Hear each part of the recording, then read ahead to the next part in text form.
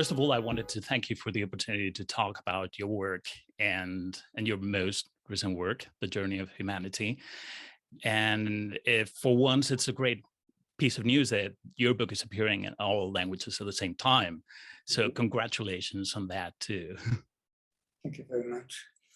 So before we got into the content of your book, I wanted to ask you about the main reason behind it, because your book takes a deep dive into our past as a species to try and explain our current situation, our present. And there are other works by authors like Yuval Noah Harari or Jared Diamond that take similar approaches. Would you say that as a civilization, we are driven to look back into our past because the future is looking increasingly uncertain? I think that it is part of it. I mean, naturally, as we enter into an era in which, as you said, uncertainty is growing, then looking back and see how humanity managed to recover from great tragedies in the past is reassuring about our ability to overcome recent tragedies. If we think about the European continent in the 14th century, in the middle of the 14th century, 40% of the European population is decimated by the Black Death. Naturally, individuals that are living through these tragedies are devastated to an extreme sense. And nevertheless, they're able ultimately to recover. The European continent recovers, the world as a whole is recovering, and perhaps even with greater resolve. And when we think about these episodes in the course of human history, and most recently in the context of, say, the 20th century, the catastrophes of World War I or the World War II, or the Spanish flu or the Great Depression, it appears that each of these tragedies was just incredible for the population who lived through it. But ultimately, humanity as a whole, look at the grand arc of human development, was not deviated from its path. And indeed, as you suggested, looking back allows us to perhaps reassure ourselves about our ability to overcome the COVID crisis that we had recently, that is predominantly behind us, the Ukraine crisis that is present, and perhaps even the climate crisis that is looming on the horizon. Yeah, regarding that, I think it was Edward Wilson, the evolutionary biologist, who said that we have Paleolithic emotions, medieval institutions, and godlike technology. And it would seem that humans are poorly adapted to this exponential rate of change that we are experiencing. You think that somehow this capacity to adapt to change that we have displayed over our history is starting to fail us? And how, and if so, how can we overcome this biological limitation? So that's a fascinating question, and indeed, I think that technological progress is advancing at a pace that is more rapid than human adaptation, and there is a potential mismatch between the two that is potential danger. But at the same time, I think that we do have the human brain, we do have the ability to realize that we have the capacity to create great damage to ourselves. And I think that this will restrain us, despite the fact that not all our components adapted fully to the new era of rapid technological change. I would like to have your optimism. If you look up your work on Wikipedia, if you look at the unified growth theory that you're responsible for, the first thing that you see is a cautionary note by the Wikipedia editors who say, verbatim, this article may be too technical for most readers to understand. So in a way, your book seems to address this issue because you're explaining your theory with a lot of examples and beautifully and very easily. So, and that to me, as a science communicator, there's really a delight to see someone from academia communicate in that manner, although they are maybe taking our job as translators, as the bridge between society and academia. But basically, in your book, you talk about two forces that have shaped the destiny of humanity along the course of this 300,000 years, growth and inequality, and you address them as mysteries. So let's talk about the mystery of growth that 200 years ago was easily explained by the theories of Thomas Malthus. In simple terms, that as resources increase, population increases, and then resources are again limited. So we go back to the starting point. But Malthus is probably going down in history as the guy who didn't see it coming. So how did humanity get out of that trap, of that growth trap? All right. So it is important to know that this era that we commonly define as the Malthusian epoch is characterized by interesting dualism.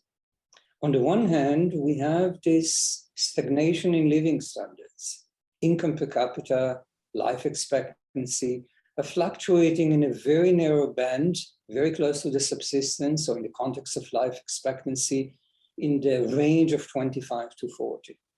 But at the same time, we see great amount of dynamism.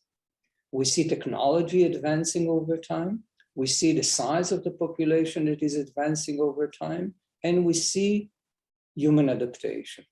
Now, at any point in time, each of these forces appears negligible. Technological progress is very, very slow. We move from one stone tool to slightly more refined stone tool over decades, centuries, perhaps even millennia. But nevertheless, over this 300,000 year period, an enormous period, we do move from stone tool technologies to steam engine technologies.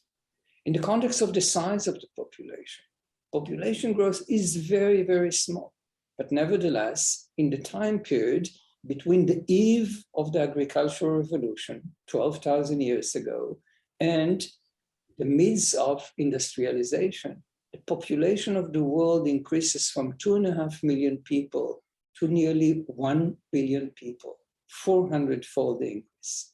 And at the same time, we see the adaptation of the human population to the new environment.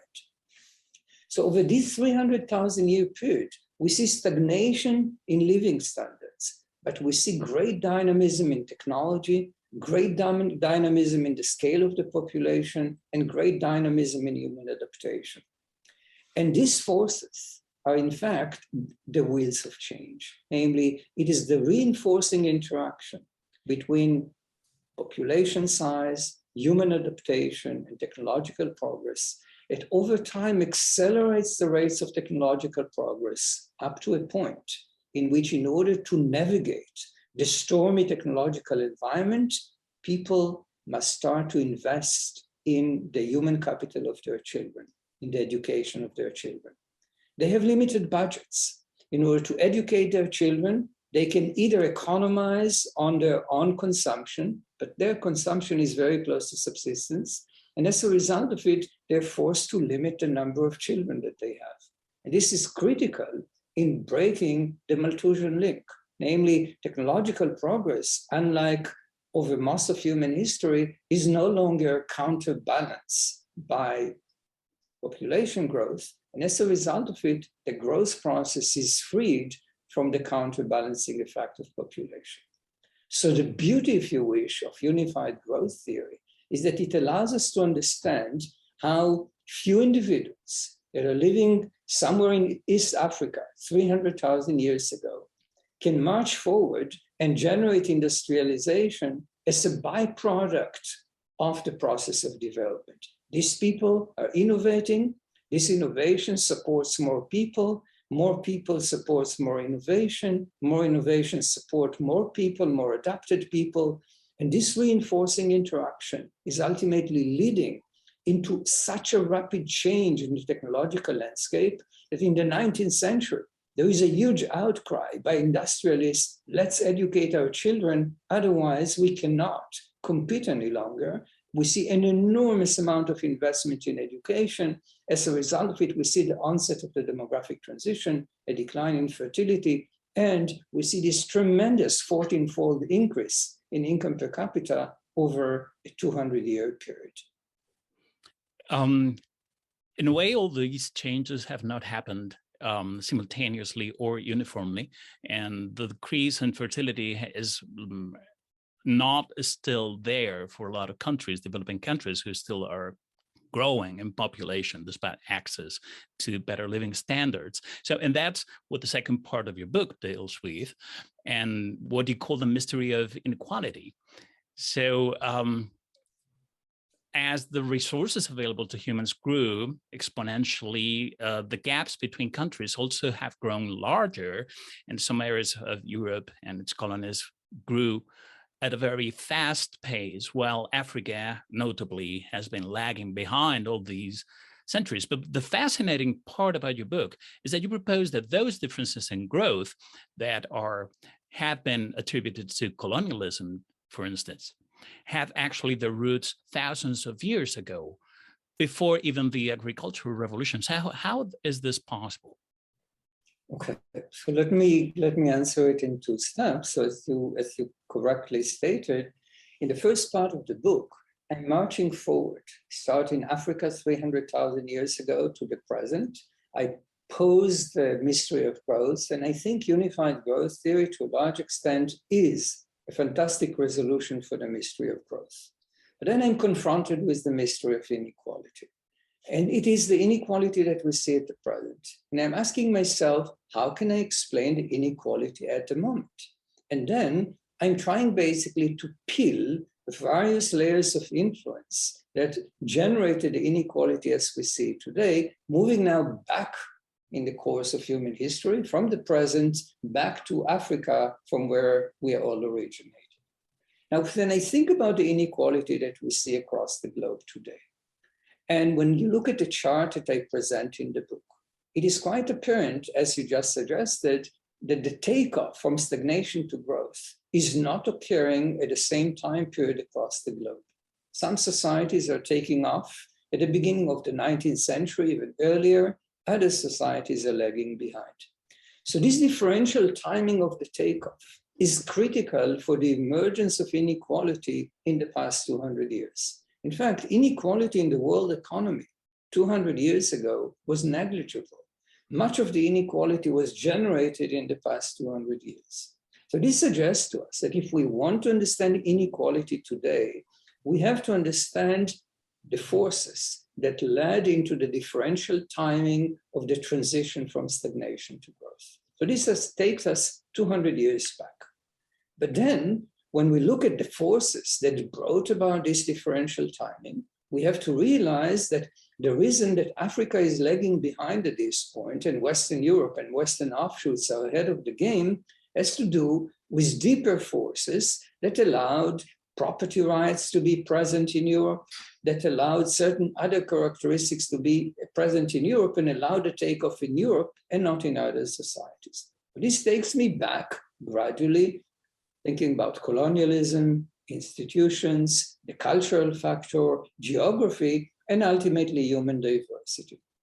And the argument is that each of these forces locked societies because these forces affected the presence or the absence of growth-enhancing institutional traits, the presence of or the absence of growth-enhancing cultural traits, and more directly, the degree of diversity in society and its conduciveness to economic development. So this suggests that many of these forces were determined very much in the distant past. And some of them, as I said, were determined at the time in which human departed from Africa 60 to 90,000 years ago. And during this departure, the distribution of diversity across the globe was determined. I guess that regarding the different speeds at which countries advance, I'm required to ask you about the particular case of Spain, because historically, this is a Western country that's been lagging behind in its development.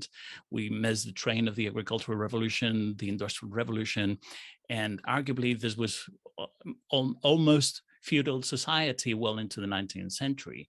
So in your book, you mentioned that among other factors, it all comes down to diversity, like population diversity, like you just mentioned, but also to unequal distribution of wealth and other factors like geography and culture. So could you expand on what are the forces operating in the particular case of Spain?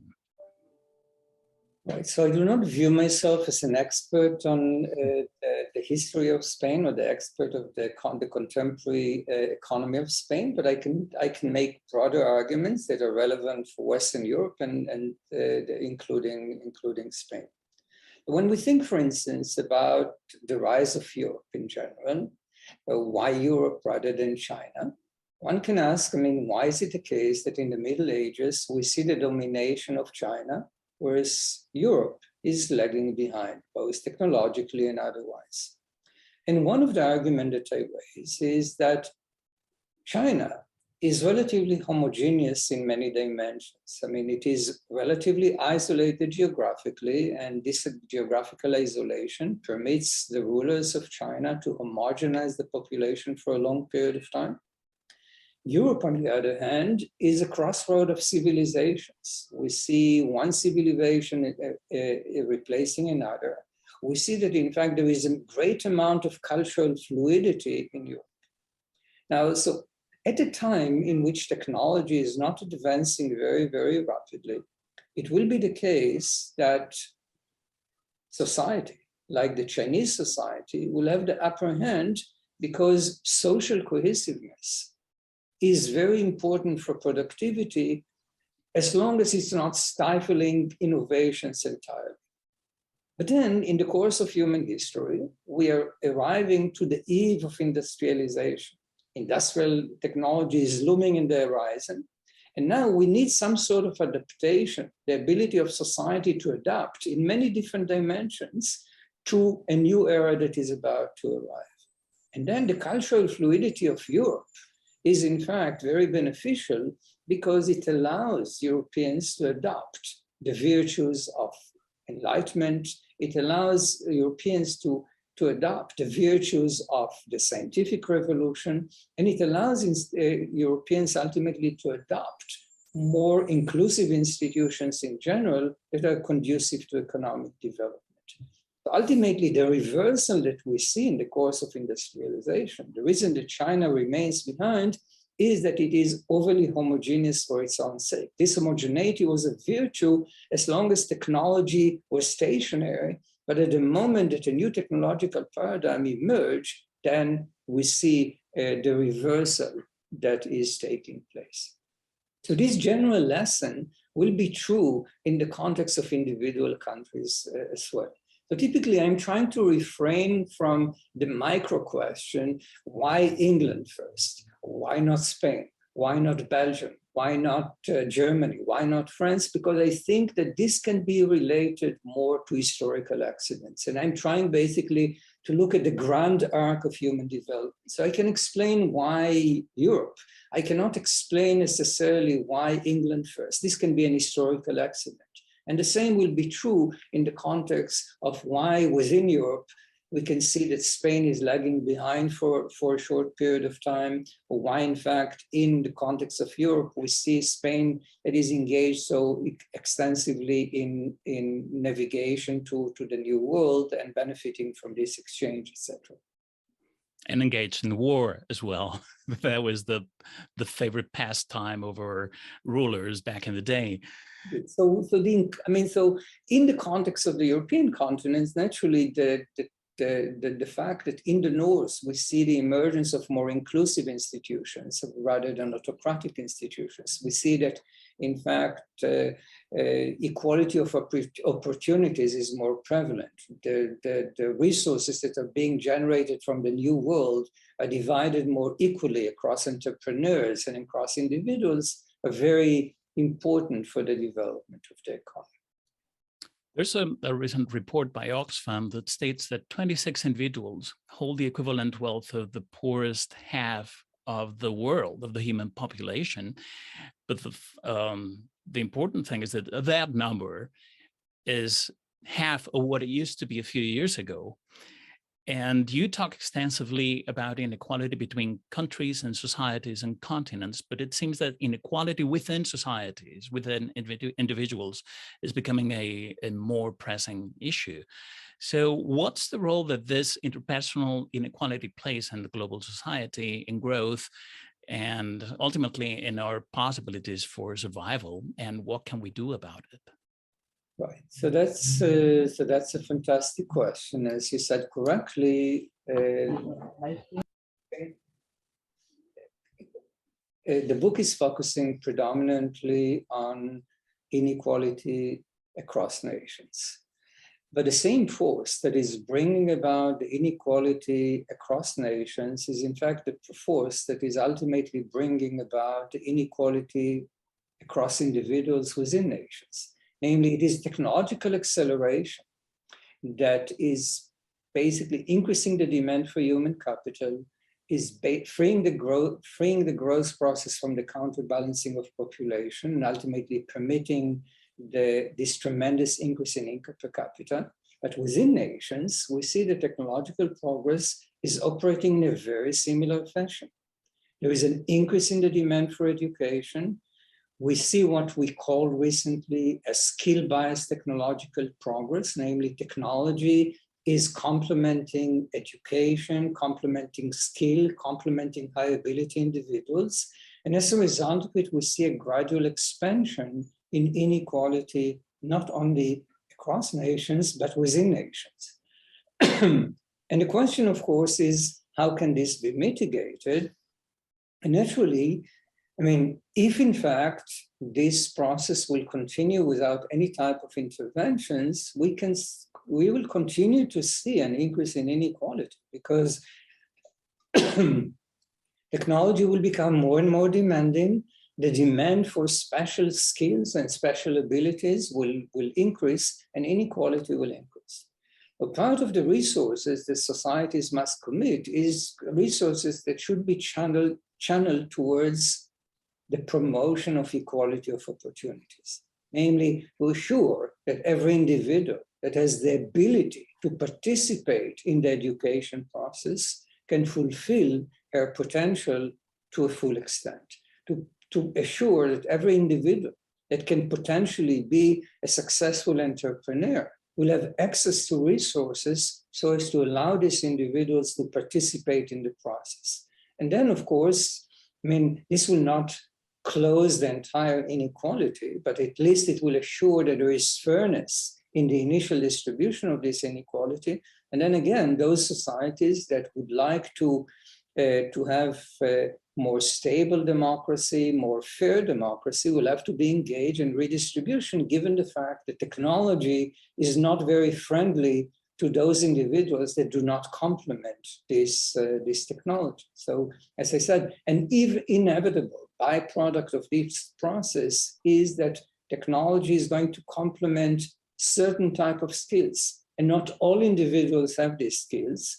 As a result of it, we have to promote, to make sure that every individual that does have the skills will participate in the process, and those individuals that do not have the necessary skills should be somehow be supported by the society at large and be promoted by the society at large. That's my viewpoint. Nowadays, there are a lot of voices claiming that we are on the brink of systemic collapse, that we have exhausted the planet's natural holding capacity, and that we are veering towards extinction driven by climate change. However, in your book, you present a more optimistic view, because you argue that the decrease in fertility that comes with higher living standards is going to offset that that slippery slope towards extinction. But at the same time, with the decrease in fertility also comes the increase in resources consumed by those people who have access to higher living standards.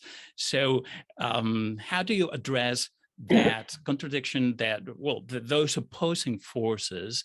And do you think that really there's still hope for humanity? I think that, again, based on the journey of humanity, I think that there is hope. But let me correct a little bit the statement that you made, because in fact, my viewpoint is a little more intricate than that. So what I'm arguing is the following.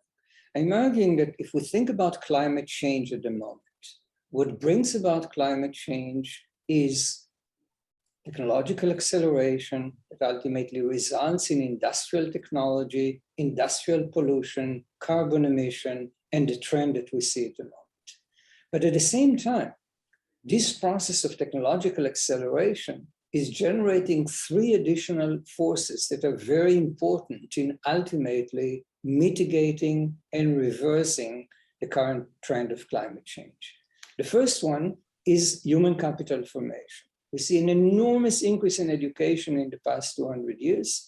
An educated society has many virtues. One of them is in the context of technological innovation, but the other one is in the understanding the potential of individuals to destroy the environment. Second, we see the power of innovations. And we saw it miraculously in the context of COVID-19. If COVID-19 would have occurred 200 years ago, it would have devastated the human population for decades. And here we are in 2021, generating mRNA technologies within a very short period of time and basically aborting something that could have been incredibly catastrophic. So this is the power of innovation, the second factor. And the third factor is the fertility decline. So yes, we do see enormous decline in fertility. And we just heard recently that even India dropped to fertility below replacement. So we see this gradual trend in which there are fewer and fewer people that in the long run will pollute planet Earth. And this is not a solution. It simply mitigates the current trend.